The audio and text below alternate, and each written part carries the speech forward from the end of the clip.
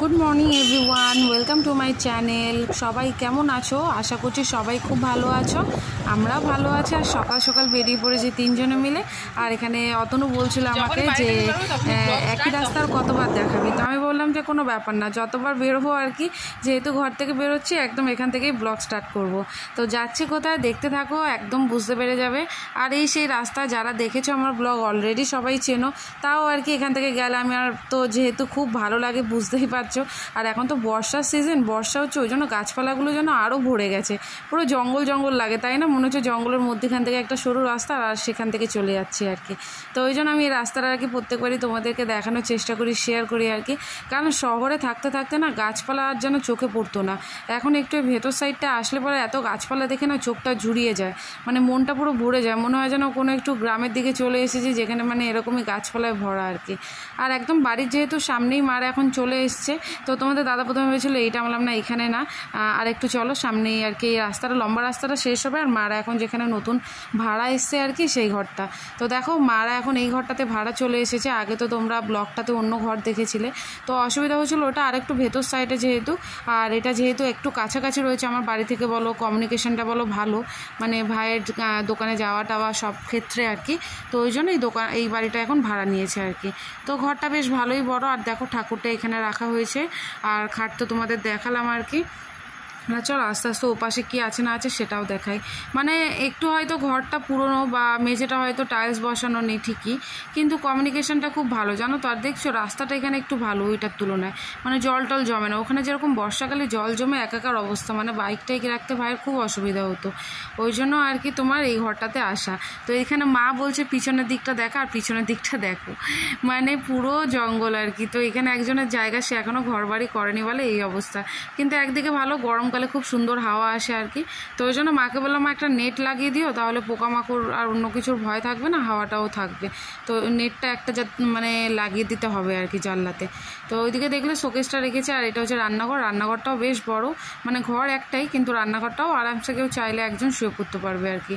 তো এটা রান্নাঘর। ওইদিকে হাঁড়িতে ভাত বসানো হয়েছে, ভাত হচ্ছে, আর নিচে মা মোটামুটি গুছিয়ে রেখেছে, কিন্তু আমি আজকে পুরোটা আর কি ভালো করে গুছিয়ে দিয়ে যাব, যাতে মায়ের আর কি অসুবিধা না হয়।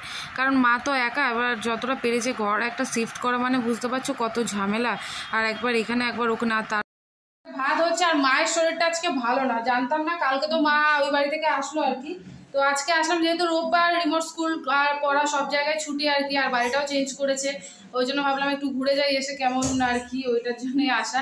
তো চলো রান্না করবো। ভাই গেছে বাজারে, ভাই বাজার থেকে আসুক, কি এনেছে না এনেছে বাজার থেকে আর কি সেটাও তোমাদেরকে দেখাবো। আর ভাতটা হোক আপাতত, তারপরে কি করছে না করছে সেটাও শেয়ার করবো, দেখতে থাকো। আর এদিকে ভাইও বাজার থেকে চলে এসেছে, ভাই বাজারে গেছিলো আর কি। আর দেখো কি কি এনেছে দেখাই আর কি, আমিও দেখি সেটাই রান্না হবে।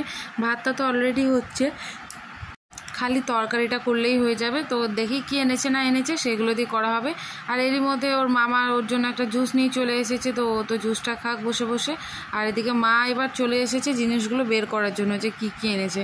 তো দেখতে পাচ্ছ কাঁচকলা ডাঁটা, ধনেপাতা, পটল, তারপর শসা, টমেটো, এইগুলো নিয়ে এসছে হচ্ছে সবজির মধ্যে। আর যেহেতু একদমই মা নতুন, আর আমি 2-3 দিনের মা আর কি শিফট করেছে জাস্ট, তার মধ্যেই ঘুরতে চলে এসেছি, তো সবজি টবজি ছিল না, ওইগুলোই নিয়ে এসছে। আর একটু মাছ এনেছে তোমার, রুই মাছ আর মাছের ডিম। তো সেইগুলো দেখো ভালো করে পরিষ্কার করে ধোয়া হয়ে গেছে। এবার এখন তো এতগুলো লাগবে না, যতটা লাগবে আর কি আমাদের 4 জনের জন্য সে কটা আমি তুলে নিচ্ছি, বাকিটা ফ্রিজে রেখে দেবো। আর এই মাছ দিয়ে তোমার পটল আলু দিয়ে ডাঁটা দিয়ে একটা ঝোল হবে, আর ভাই বললো একটু মাছের ডিমের বড়া খাবে গরম গরম, তো ওই জন্য মাছের ডিমের কিছুটা আর কি বড়া করব। তো চলো আগে ঝোলটা করে নিই, তারপরে আর কি বড়াটা গরম গরম খাওয়ার সময় ভাজলেই হবে। তবে বড়াটা আমি আগে ভালো করে মেখে রেখে দেবো জিনিসগুলো দিয়ে, যেগুলো দিয়ে আর কি আমি করবো। তো তোমরা দেখতে থাকো আর কি, তাহলে তো বুঝতেই পারবে আমি বড়াটা কীভাবে ভাজে আর কি। তো এখানে মাছে আমি দেখো নুন আর হলুদ মাখিয়ে নেবো, মাখিয়ে নিয়ে মাছগুলো আগে ভালো করে ভেজে নেবো। আর মাছটা পুরো ফ্রেশ ছিল, দেখেই বুঝতে পারছো। আর যেহেতু মাছের পেটে ডিম ছিল না, ওই জন্য পেটিগুলো একদম পাতলা। তো এটা হয় বর্ষাকালে, যেহেতু মাছেদের পেটে ডিম হয়, আর পেটিগুলো তখন দেখবে একদম পাতলা পাতলা হয়ে যায়। তাও পেটি দুটো নিয়েছি, কারণ রিমোকে পেটিটা দেবো, তাহলে আমার কাটাগুলো ছাড়াতে একটু সুবিধা হবে আর আমি খাবো। ওই কারণে আর কি দুটো পেটি নিয়ে, আর গাদা দুটো হচ্ছে তোমার মা আর ভাইয়ের জন্য, কারণ ওরা আবার পেটি খেতে চায় না। তো যাই হোক, একটা পরিবারের সবাই যদি এরকম থাকে যে কেউ এটা কেউ ওটা খায় না, তাহলে সবার দেখবে সব কিছু মনের মতো পাওয়া যায়। আর একটা জিনিসই যদি সবাই পছন্দ করে, তখন দেখবে যে তখন কাকে দেবো কারাকারি ব্যাপারটা চলে আসে আর কি। তো ওটাই আর কি, তো আমার সেই জিনিসগুলো রয়েছে আর কি। তো এদিকে মা সবজি কাটতে থাকুক, আর এদিকে চলো আমি মাছটা ভেজে নিই আর কি। মাছ ভাজবো, আর তার সাথে সাথে ডিমটা যে মাখবো বলেছিলাম সেটাও এগিয়ে রাখবো।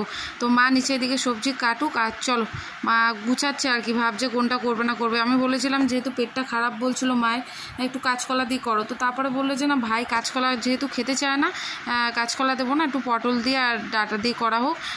ভাই তো পটল ডাঁটাও খায় না, আমার ভাইয়ের হেবি প্যাচাং আছে জানো না, পটল খায় না, ডাঁটা খায় না, তারপর তোমার কোনো সবজি খায় না, খালি আলু খায়।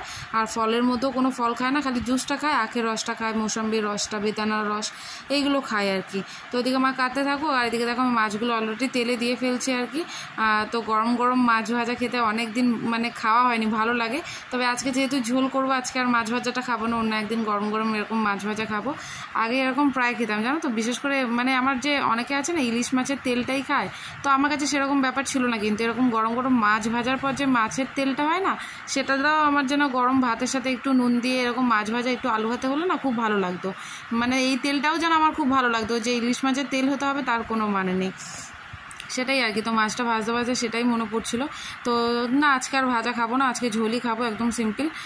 কারণ আজকে আর যেহেতু আলু ভাতে দেওয়া নেই আর কি, তো আবার এখন অনেক ঝামেলা আছে আর কি। তো ওই জন্য বললাম না থাক। তো ওইদিকে ডিমটা আমি বের করে রেখেছি, আর থারির মধ্যে রিমো দেখেছো এসে আর ভাজা হচ্ছে, একদম সিম্পল ঝোল করবো জিরা আদা বাটা দিয়ে, কারণ মায়ের যেহেতু শরীরটা ভালো না, মায়ের কালকে রাতে অনেকবার বমি হয়েছে, পটি হয়েছে, তো ওই জন্য একদম সিম্পল পটল আলু দিয়ে ঝোলটা করবো। কাঁচকলা দিলাম না, কারণ কাঁচকলাটা আমার ভাই আর কি খেতে চায় না জানো তো।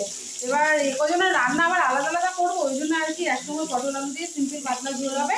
আর মাছের ডিমের বড়া করবো কয়েকটা গরম গরম, সেটা পরে ভাজবে, এখন আপাতত ঝোলটা করি, পরে মাছের ডিমের বড়াটা করবো। তো চলো কীভাবে আমি ঝোলটা রান্না করছি আর কি সিম্পল ওয়েতে, সেটা তোমাদের সাথে শেয়ার করবো। দেখো ভালো লাগলো অবশ্যই লাইক কমেন্ট করো, আর হ্যাঁ কমেন্ট করতে একদমই ভুলবে না, দেখতে থাকো।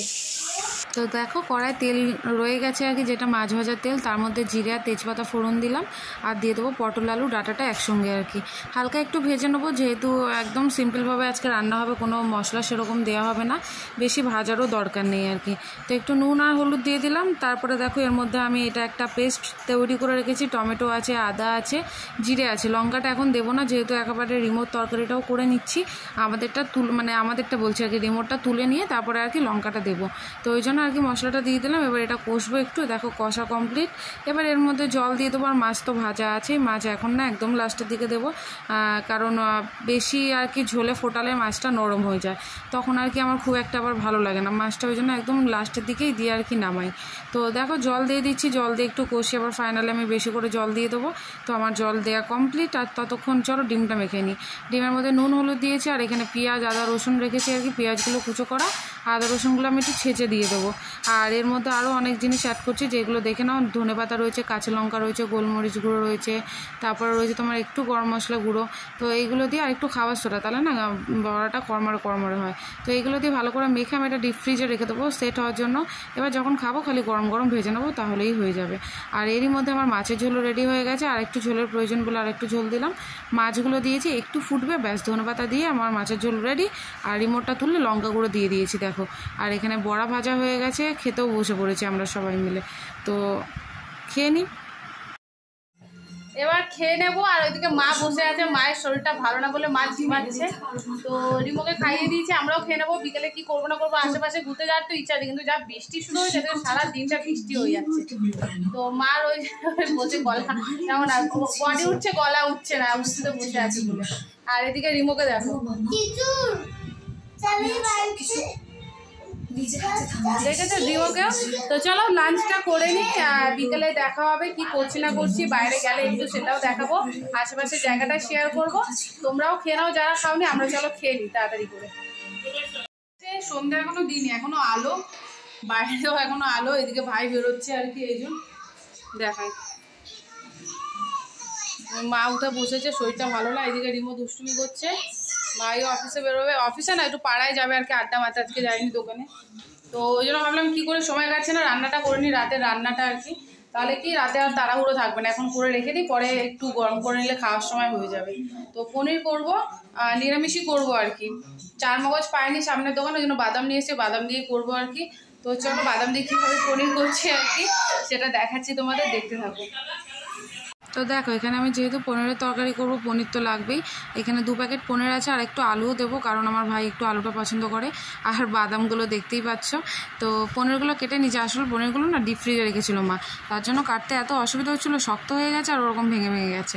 আর এদিকে দেখো যেহেতু বাদাম দিয়ে করবো, বাদামটা আগে একটু হালকা আমি ভেজে নিয়েছি, তারপর এটা মিক্সিতে দিয়েছি, এবার তারপরে ওর মধ্যে পনিরগুলো দিয়েছি। আর পনিরগুলো আজকে আমার ভালো ভাজা হয়নি, ওই যেহেতু জল ছাড়ছিলো, ডিপ ফ্রিজে ছিল, তাই ওরকম সাদা সাদাই ভাজা হয়েছে। এবার তারপরে পনির তুলোর মধ্যে আলুগুলো ভেজে নিচ্ছি আর কি একে একে। আর এর মধ্যে দেখো ততক্ষণ আমি টমেটো দিয়ে দিয়েছি, কাঁচা লঙ্কা দিয়ে দিয়েছি, যেহেতু রিমো খাবে না, আর গোটা গরম মশলা দিয়ে দিয়েছি, আর জিরে দিয়ে দিয়েছি। তো নিরামিষ তরকারি করব, তো এগুলো দেখো বেটে নিয়েছি, একদম বাটা হয়ে গেছে। এবার দেখো আলুটার মধ্যে একেবারে, আলু তুলবো না আর কি, ওর মধ্যে একবারে আমি দিয়ে দিলাম মশলা বাটাটা। আর আলুর মধ্যে আমি একটু গোটা গরম মশলা তেজপাতা দিয়েছিলাম। এবার জাস্ট মশলাটা ভালো করে কষতে হবে, ভালো করে, যাতে মানে যেহেতু বাদামের একটা কাঁচা গন্ধ থাকে, যদিও আমরা শুধু বাদাম খাই তাও আর কি, তো ওইগুলো যাতে ভালো করে কেটে যায়। তারপরে একটু লঙ্কা গুঁড়ো দিয়েছি। যদি কখনো তোমাদের সাথে এরকম হয় যে চার মগজ নেই, কাজু বাদাম নেই, তো একবার এইভাবে ট্রাই করে দেখতে পারো, আশা করি তোমাদের সবার ভালো লাগবে, খারাপ লাগবে না। তারপরে দেখো একটু টক দই দিয়ে দিয়েছি, কারণ টক দই ছিল ঘরে, না থাকলে নাও দিতে পারো, কোনো ব্যাপার না আর কি, যেহেতু ঘরে ছিল ওই জন্য আর কি একটু টক দই দিয়ে নিয়েছি।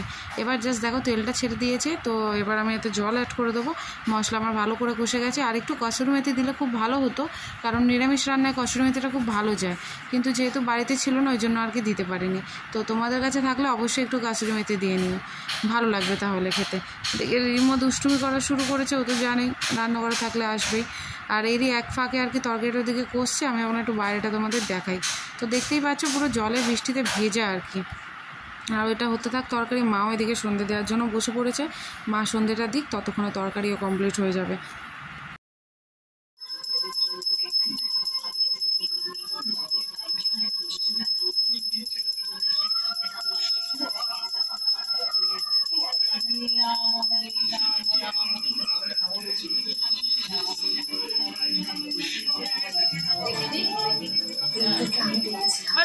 এসে নাড়ো তো ঝোলটা, এখানটা বসো তুমি, হ্যাঁ বসো না। ঘরে পুজো দিয়ে এবার মা বাইরে বেরিয়েছে, যেহেতু তুলসী গাছটা বাইরে রয়েছে আর কি, ওই জন্য আর জানলায় রাখতে পারিনি এখনো অবধি, জানলায় রাখার ইচ্ছা আছে, দেখা যাক, মা জানলায় রাখবে বলেছে।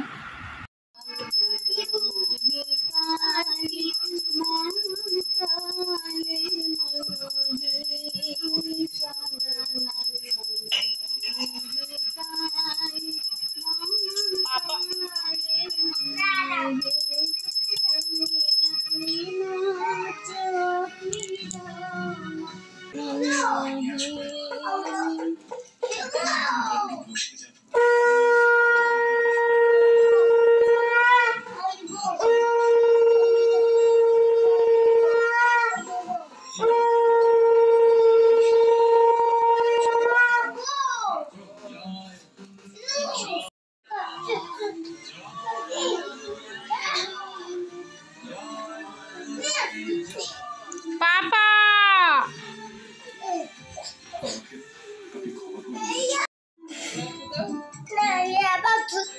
হবে ফুদে ভালো করে।